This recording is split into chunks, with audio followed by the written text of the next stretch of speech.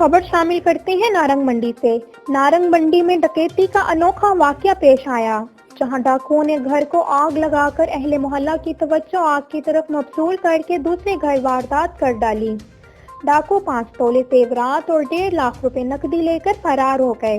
हमारे bureau chief Tahir Khan की report के मुताबिक नारंग मंडी की हदूद में चोरी और डकैती की वारदातें जारी हैं, जबकि पुलिस चोरों और डाकुओं के सामने बेबस दिखाई दे रही है।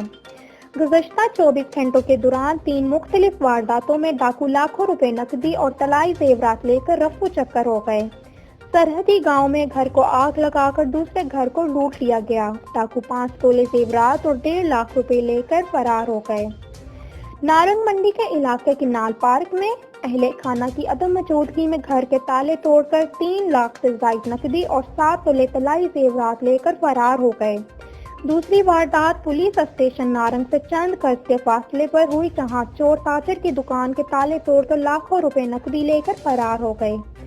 चोरी और डकैती की बढ़ती हुई वारदातों पर अहले इलाका में तशवीश की लहर दौड़ गई है।